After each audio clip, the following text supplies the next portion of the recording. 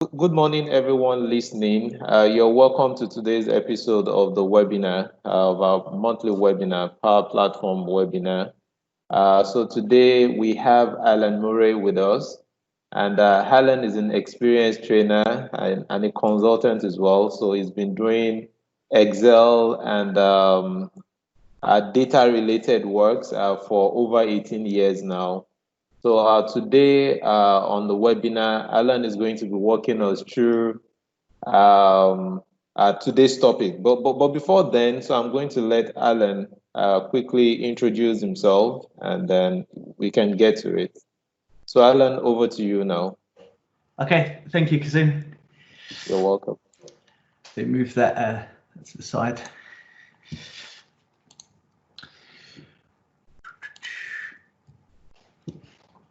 Okay, can everybody see my screen okay? Yeah, sure. Excellent. First of all, thank you for inviting me to speak. And the plan is for me to speak about Power Query today in Excel and also in Power BI.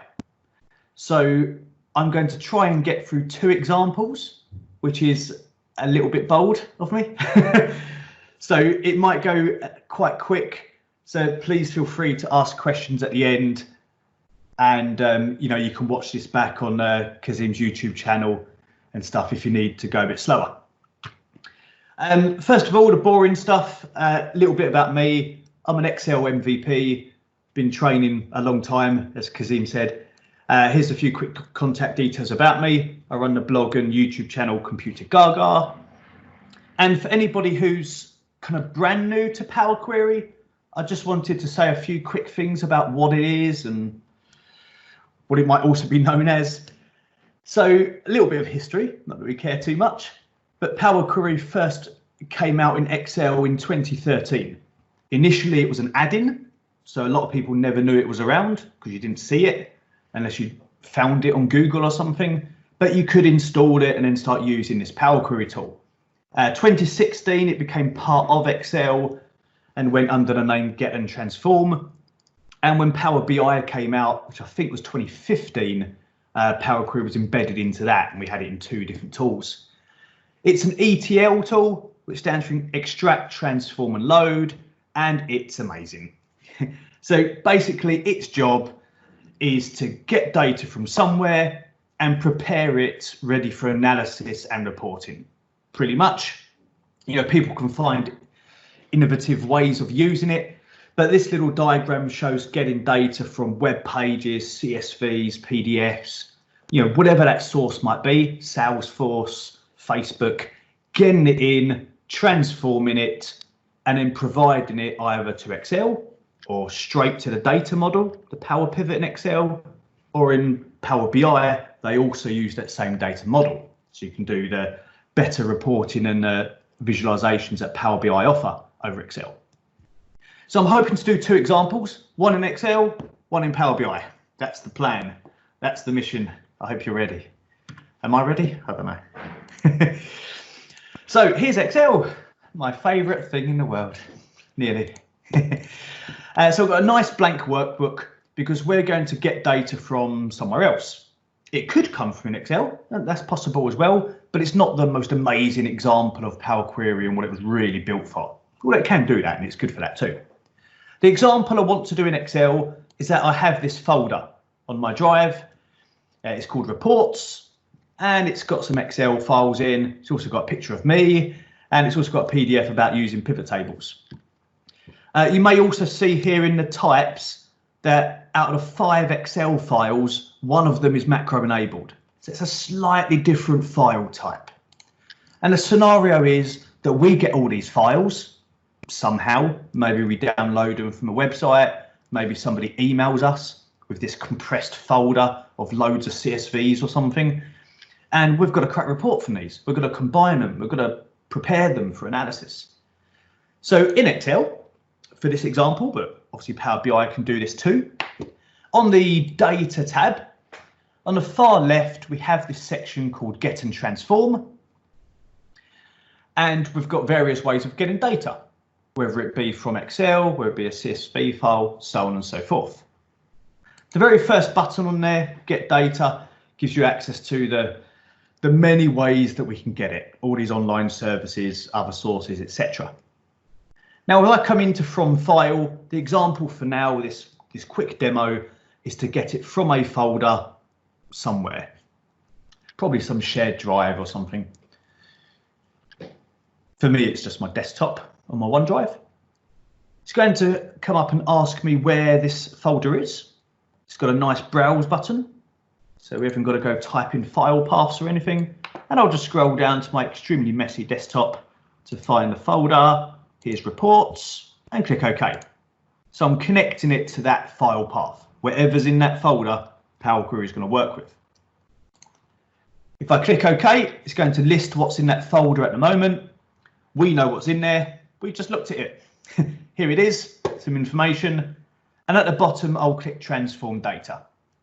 No, sorry, just a moment, Alan. I think your screen is not showing up, so we can only see the Excel spreadsheet, that's all. Ah, okay. This is a Teams thing. Let me try stop sharing and then doing it again. Okay. Okay. Oh, why is this not working?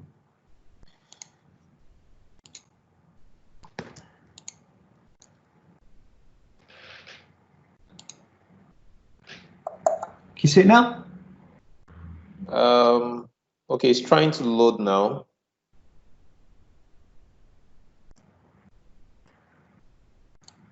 You see this dialog box? Okay, it's still trying to load. I can see the dialog box. Okay, Yeah. okay, very well then, very well. Okay, thank you, Alan. Okay. Thank you. I think it is it's a Teams thing. I think it depends what I select when I started sharing. Might have clicked the wrong one. Okay. Might have clicked window instead of screen. But we have this dialog box. I hope you can all see it okay. I can try zooming in if you want, but it is quite awkward. But I can see all the files that are in there. It's always encouraged to click on Transform Data and ignore the other stuff, even if you're confident, because it's great to get it into Power Query and at least check it out. Even if you're confident, make sure the data's clean and stuff before you start trying to produce any kind of report or spreadsheet on it. So this is my data. This is the Power Query window.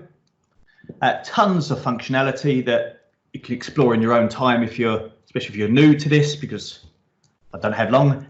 But it lists all the files that we know of. And the real important thing when you're starting with Power Query, one of its, it's not the most amazing advanced thing, but one of the best things about it is on the right-hand side, we get the applied steps. At the moment, all I've done is connected to the source, connected to that folder, but everything we do in here will be listed in that applied steps, so that in the future, we can just refresh this and Power Query does it all for us. So none of the copying formulas or redoing text to columns or any classic Excel things we used to do 10 years ago. Now, I've just got to do some basic transformations here, nothing too crazy. The first thing I want to do is make sure that I've only got the Excel spreadsheets. You might remember that there's a JPEG in here, there's a picture of me, and there's a PDF. And please let me know if this doesn't help, but I'm going to try zooming in because it is quite small in Power Query, but this is what I can see. Now, I'm going to come to this filter icon and I want to remove the Excel, sorry, not remove Excel, I want to remove everything apart from Excel. Now, I could just untick these two. That would work beautifully. But in the future, will it work that well? Because at the moment I have a JPEG and a PDF, but in the future somebody might put a PowerPoint file in there or a video in there or a bitmap image or something. So instead of that, I'm coming into text filters. So I'm in this extension column here. I'm coming to begins with, which should open up a little window. Here it is. And I'm going to put .xls. So remember, one of the files is a .xlsm macro enabled. So by only putting .xls, I'm ensuring that all Excel files are included, whether it's XLSB, XLSM, or an old school XLS. It's all going to be included. If I click OK, that will remove the JPEG and the PDF, and I've only got the files that I'm interested in. Obviously, I could also filter by dates and names to get exactly what you want from there. Consistency is the key, because then we can automate this stuff. I'm then going to click on this button to combine the files. So it's going to stack them all into one big list, what's known as appending. Here's my combined files window. Let me zoom out because that looks ridiculous on my screen. I've only got one sheet here. These spreadsheets are ridiculously simple and tiny, but that's done for learning purposes. So it's got one sheet and there's a preview. It's like the smallest range in the world. They all look similar, they have different data. If I click OK, that's now going to open up those files and stack them all into one big list, which here and now is not very big. It's 27 rows, but Power Query can handle millions of rows, way beyond the physical constraints of Excel, which is one of its great strengths. But it's useful even if you don't get to those levels. It's an amazing tool. Loads of queries are created on the left-hand side. I don't really care about most of those. It's quite advanced to get involved with them, which you could do. The one we're interested in is the reports one. A load of steps have been set up on the right-hand side, which I'm also not bothered about getting involved with, but obviously they're important for it to do what Power Query just did for you. What I will do is tidy up that first column. So I've got the name of what I'm pretending is one of our stores, one of our shops. We've got lots of shops around, and that's where the sales came from. Now, I want that information, but I don't really care about .xlsx on the end. That's not the shop name. That's just the extension of a file. So with that column selected, at the top, tons of buttons for analysis. I'm going for split column. I'm going to split it by delimiter. It automatically detects that there's a period. There's a full stop in there. Would I like each occurrence?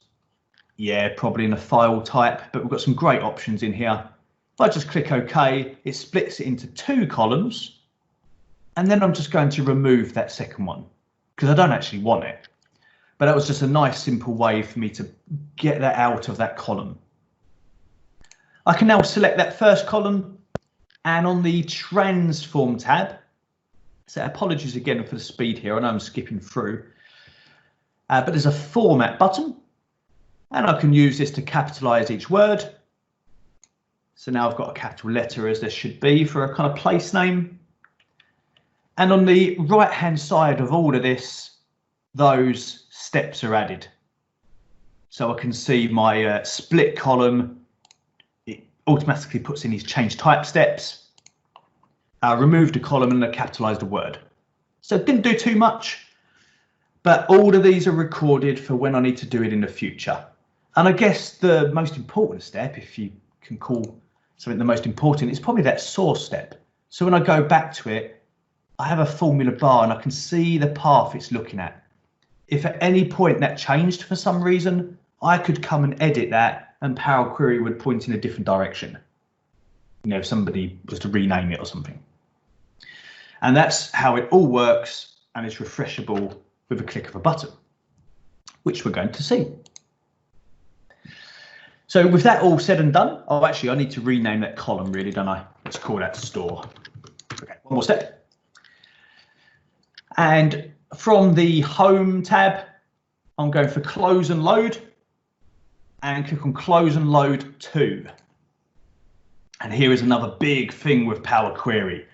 I get all these options, so this is Excel at the moment, for where to load this data.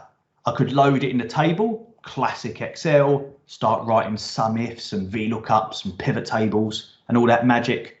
I could put it straight into a pivot table, don't even bother with the sheet. Obviously, that's important if you have huge data sets and millions, because Excel's not big enough to even handle that.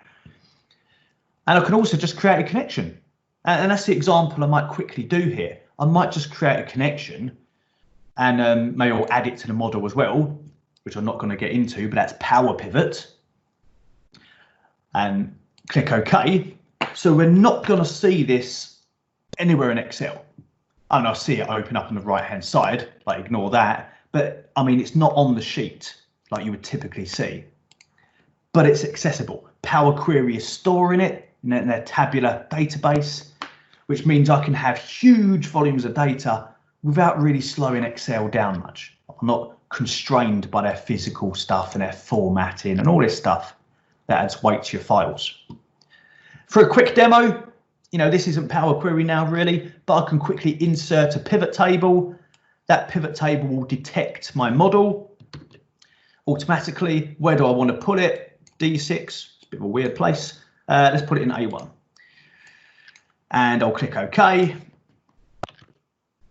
So now you can see it picks up my reports. And just to finish off this example quickly, I can throw store into rows and cells into there. And I've got myself a quick report, straight from that folder. Initially I had 5 files in a folder. Before we know it, I've now got myself an amazing report.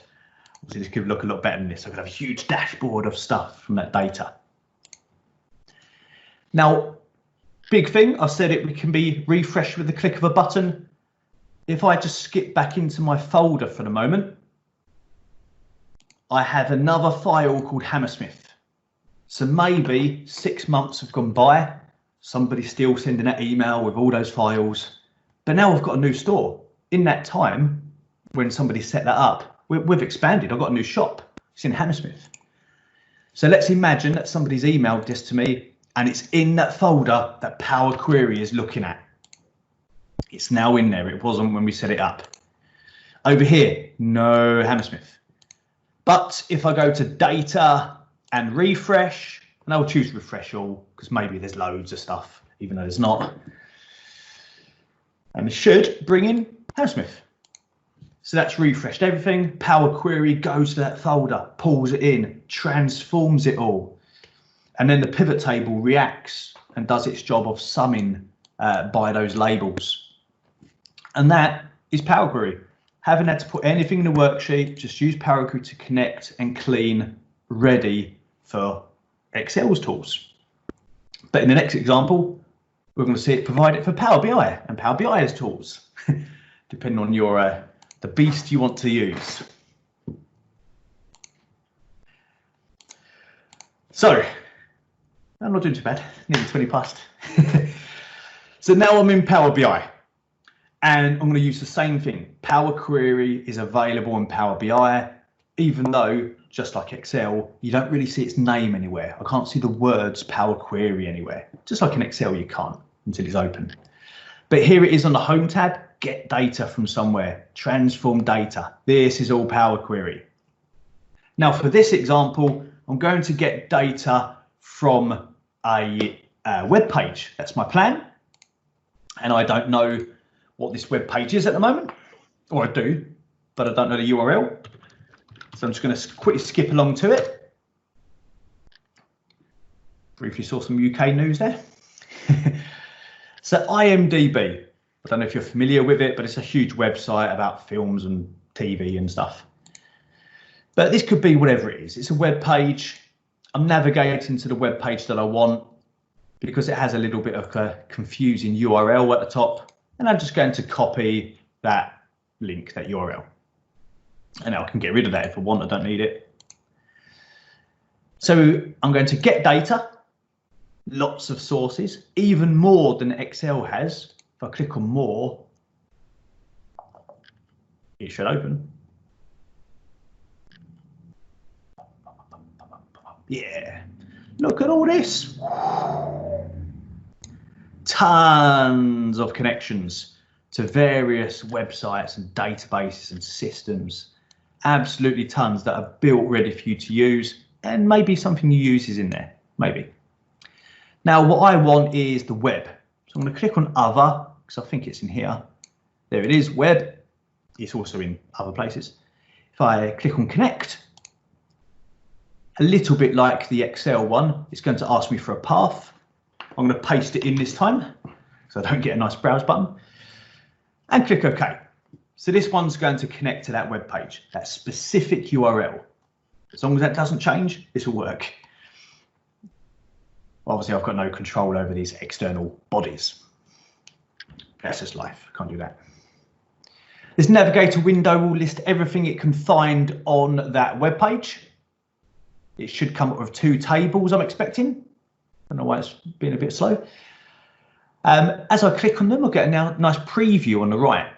So this is one of the tables, and this is what I want. Got this ridiculous first column, that's not helpful. And as I scroll over, I've also got a random end one, that's not helpful. But it's very close to what I'm interested in. Table 2 is also usable, doesn't have that silly first column, but for some reason it gets loads of extras. I don't know where it gets that stuff from. So neither are perfect, but both of them have the data I want.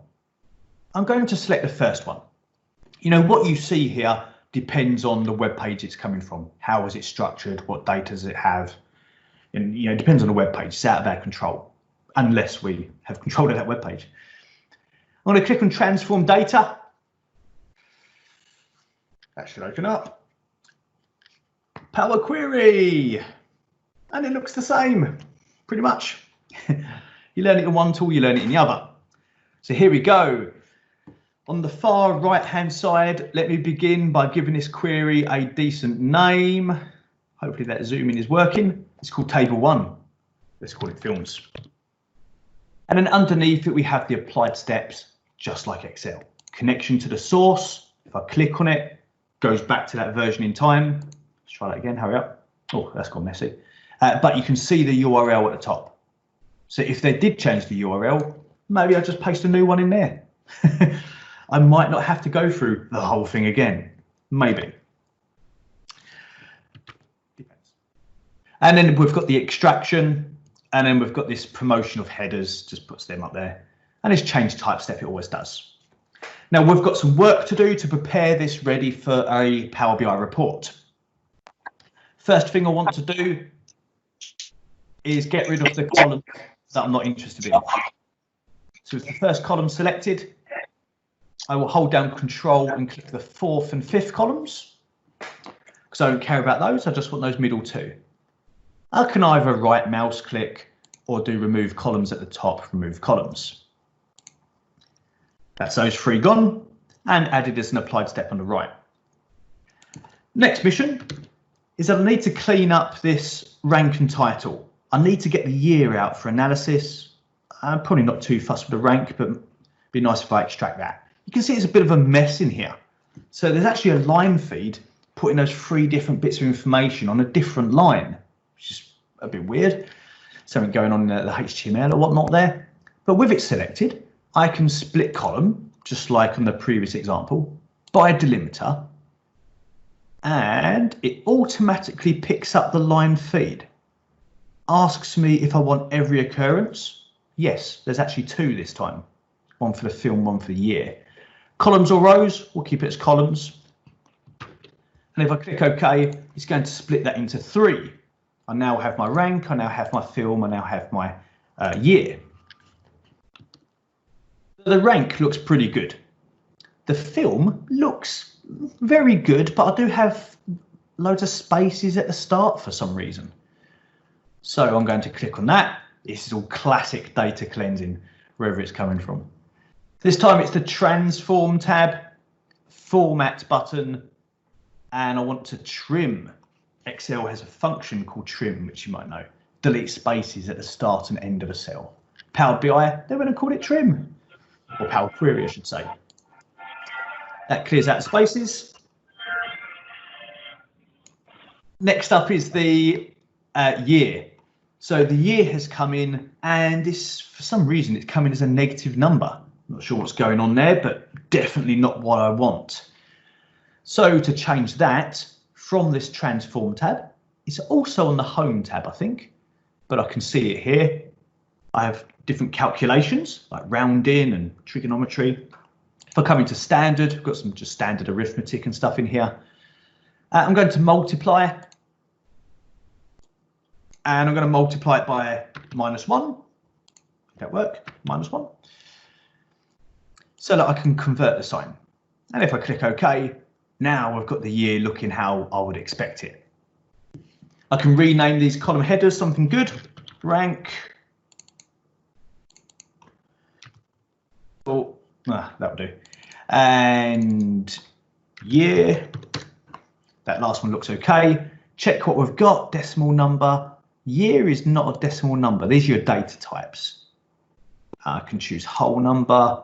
Title is text. Rank is whole number. That's all okay. So just like the previous example, all these steps added on the right hand side. I've gone from data that is not my own. I don't control it. It's coming off someone else's website, but I'm able to bring it in with Power Query, like transform and shape it to something usable. And now we're going to put it into a report. Cool, all those steps added on the right. Got a few more minutes.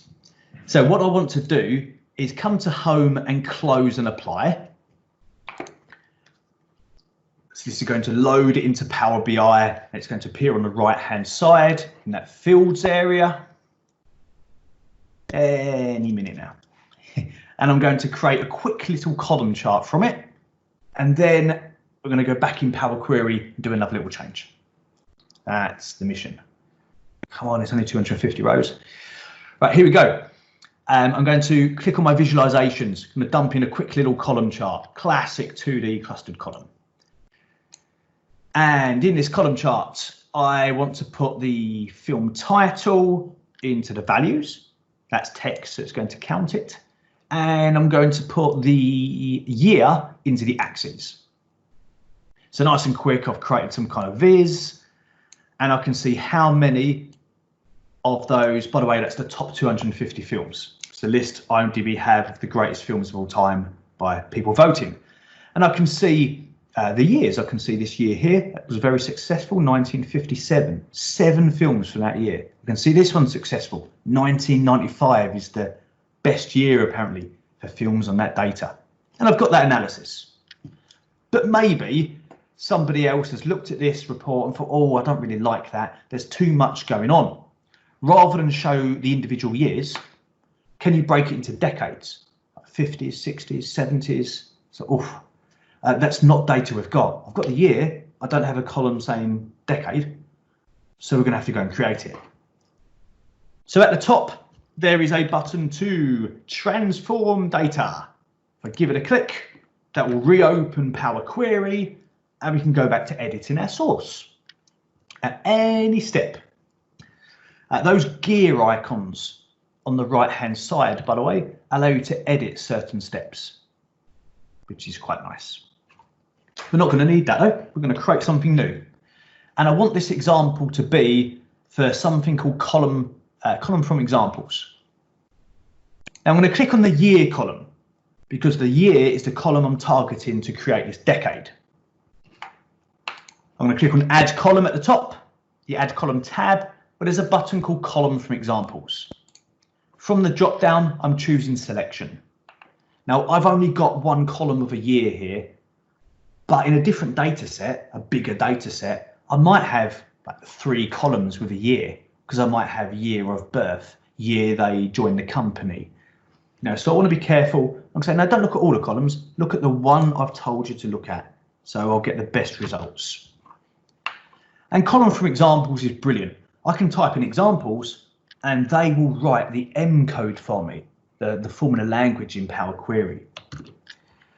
So this first film came out in 1994. So I'm just going to come over here and say that that is 1990 through to 1999. That is the decade. And when I press enter, Power Query has a little look and tries to figure it out. So is this what you want? No. So let's target someone else. Right, I've got this film here. This one I do, 1974. Okay, let's click on that cell.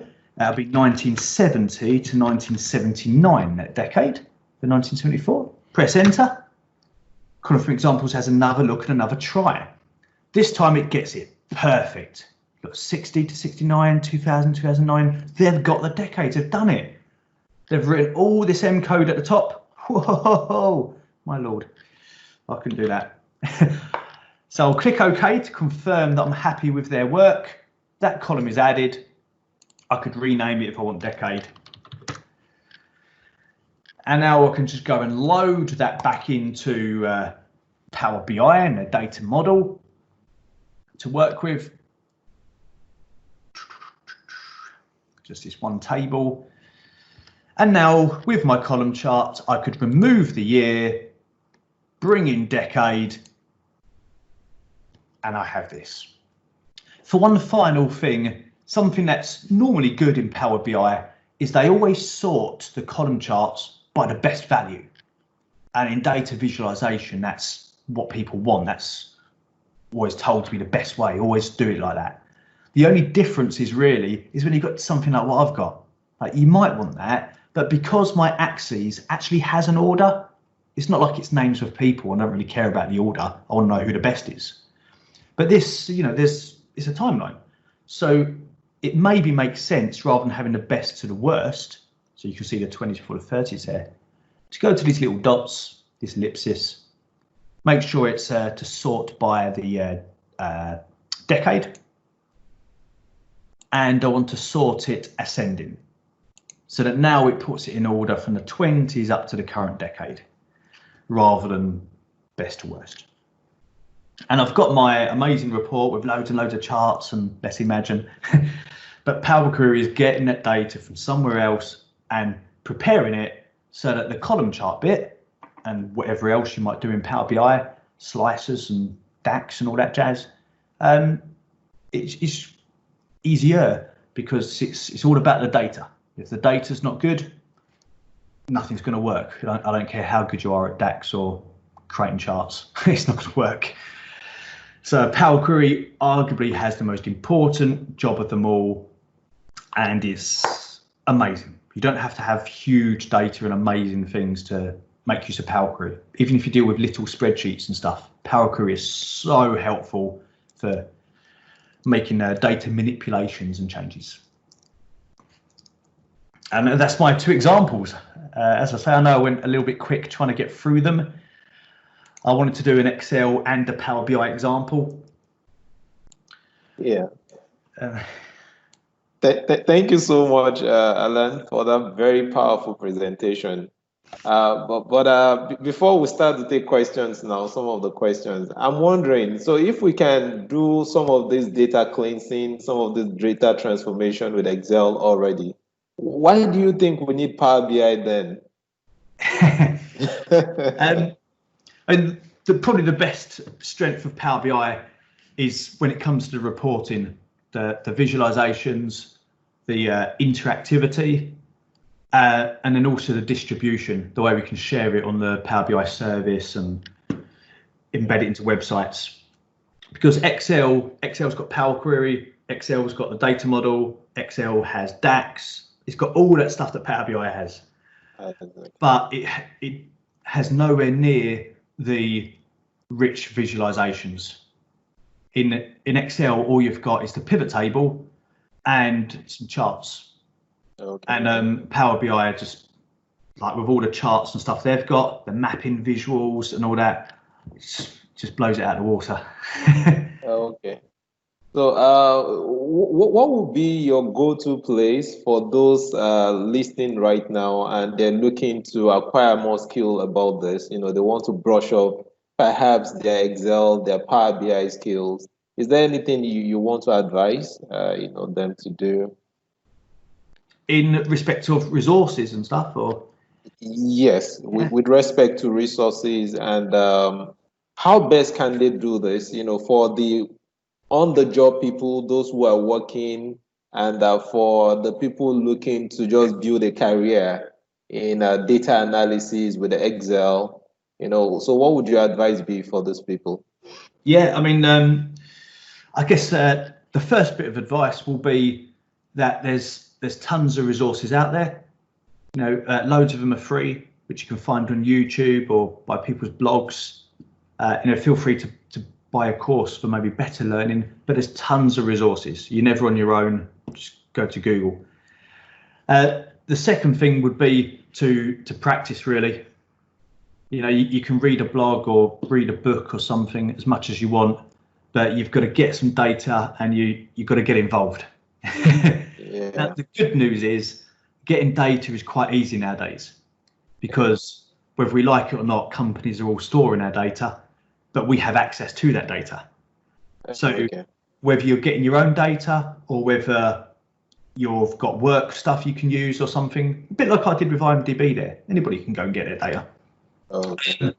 And then just play around and explore, and that's the best way of learning, really, is just getting your hands on. You know, you come across a problem, Google it, someone else has had that problem, like learn from them. Microsoft, like on their website, they do have, which you can Google if you Google like Power BI sample data. Microsoft provides sample data for you as well. Yeah. They have the AdventureWorks database. They have the Northwind Traders database.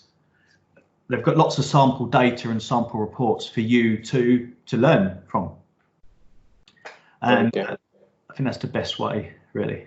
Okay, and I can see it's looking like it's almost second nature, you know, for you, the way you were clicking around and all of that. You know, you've been doing this for decades now, over 2 decades or close to 2 decades now. So do we need to have, 18 years of working experience to be able to to be comfortable with all of this? Is this something we can, is this skill something we can acquire real quick? What do you? Yeah, absolutely. I think Power Query is something that you can learn quite quick, I think. Okay. Like other things that you find in Power BI, you know, stuff like DAX, takes a little bit longer to get your head around and stuff. But Power Query, hopefully something you noticed in the presentation for people watching, is that the buttons I was clicking at the top were reasonably straightforward, like with columns, filter, split, that's one of the strengths of Power Query, is that even if you're new to it, it's user friendly. You're pressing buttons for the most part. The buttons there are stuff that is like reasonably clear what it does, if that makes sense. So getting to grips with the other stuff around it is important, like loading to the model and all this geeky stuff. But the transformations. So this meeting. Okay. So I'm going to leave the floor open now. So do you have any questions for Alan? Alan is ready to take your questions now. If you have any, I will call it a wrap. So questions from anyone? Yeah, another chat bit.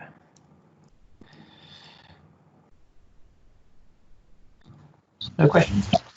Hello, Alan. Yeah, hello. Hello. I'm having a question about model development. I'm finding what's model development, what does it really entail, and how is it related to Power Query? Sorry, say again, sorry. I said I'm having this issue with model development. Like developing models. Okay, yeah. How is it related to Power Query, and how can someone develop a model effectively? It depends what you mean when you say the word model, but because you have what they call a data model, but I don't think that's what you're referring to. I think you're referring to a different model, aren't you? But Power Query, really, its job is to get data from somewhere and prepare it ready for you to generate that model. So if you're creating some kind of financial model or something, you'll still be creating that using your Excel formulas or your pivot table or whatever tools, what if analysis tools, whatever it is you're using to generate that model.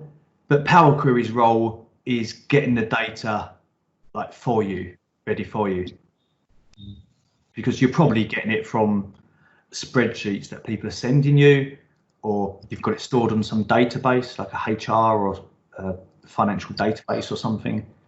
Power Query's job is to get the data, bring it to you, you'll create a model, but then in the future you can just hit refresh and Power Query will constantly provide you that stream of clean lovely data for your model. So you haven't got to do it all again next month. That makes sense. Thank you. No worries, thank you.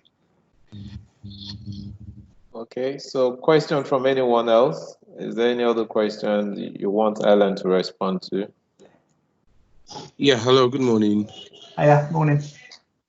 Yeah, just as we have Excel as a Microsoft package, is Power BI an application on its own? Because Yeah, it's a package of its own. I want to redevelop it, so I need to know, is Power BI a separate application on its own? Yeah, absolutely. It's a separate application. If you Google or go to powerbi.com, you can download it for free. So Okay. Within businesses, they do have paid versions of it so that businesses can collaborate over it. But you can get a fully functional, well, fully like 95% functional free version. For everything I've done today, you can do on a free version. Free version. Okay. Another question, I think it goes to Kazim. Kazim, please, I don't know if we could get like a video of the lecture, I don't know, sent as a file so that we could just, for hands-on practice. You get. Okay, yes, thank you for that. Yes, after the session, so maybe you give us a few minutes to upload the video on YouTube, and we'll try to share it with everyone. And I'm sure too, if there are follow-up questions to this that maybe we did not remember to answer, to ask now. Alan, do you want to share your social media handles? So I'm sure some of the people might want to follow you, ask you some follow-up questions. Sure.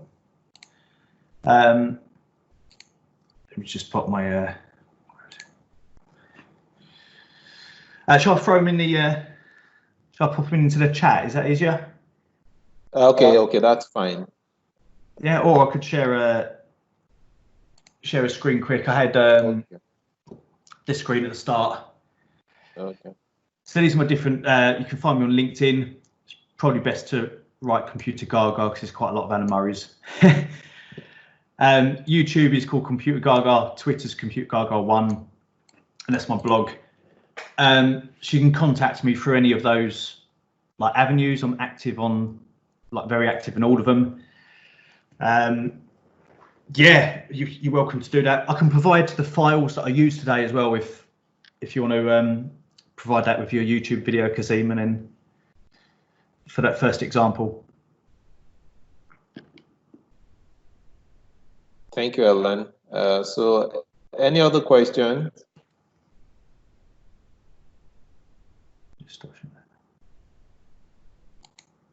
Okay.